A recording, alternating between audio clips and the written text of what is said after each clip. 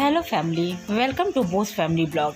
आज मैं आप लोगों के सामने एक बहुत ही अच्छी कहानी लेकर आई हूँ जिसका शीर्षक है माँ तो माँ होती है। तो चलिए सुनाती हूँ आप लोगों को कहानी। विमल बहुत परेशान था।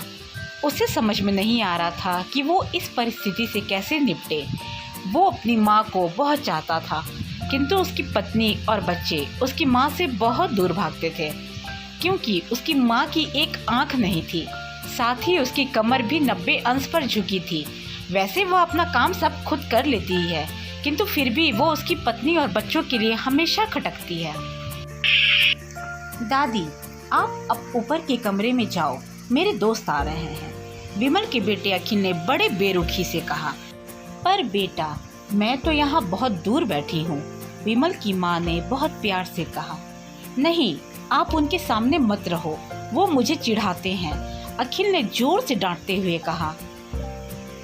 क्या हुआ अखिल, क्यों चिल्ला रहे हो? विमल की पत्नी कामनी ने किचन से ही आवाज लगाई। देखो ना माँ, ये दादी यहीं ड्राइंग रूम में बैठी है और मेरे दोस्त आ रहे हैं, अखिल ने शिकायत भरे लहजे में कहा।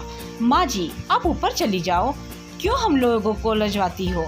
कामनी ने बेटे का पक्ष लेते हुए कहा। बेचारी सरस्वती चुपचाप उठकर जीने के सहारे ऊपर जाने लगी। कमर झुकी होने के कारण उन्हें ऊपर चढ़ने में बहुत परेशानी हो रही थी, किंतु वो पूरी ताकत से ऊपर के एक अकेले कोने वाले कमरे में जाकर बैठ गई। विमल बाजू के कमरे से सब सुन रहा था। उसे कष्ट हो रहा था कि उसकी माँ को अपमानित होना पड़ रहा, किंतु वो असहाय था। अगर वो कुछ कहता तो पत्नी और बच्चे उसका विरोध करने लगते, दूसरे उनके तर्क भी सही लगते हैं। चूँकि वो एक प्रशासनिक अधिकारी था, उसका सामाजिक स्तर बहुत ऊंचा था, उसके ससुराल भी एक उच्च घराने में थी, अतः वह चुपचाप इस तरह हर दिन अपनी माँ को अपमानित होते देखता रहता था। तो ये थी मेरी कहानी माँ तो माँ होती है पार्ट 1। पार्ट 2 सुनने के लिए प्लीज़ कमेंट बॉक्स में कमेंट कीजिए। Thanks for watching and listening.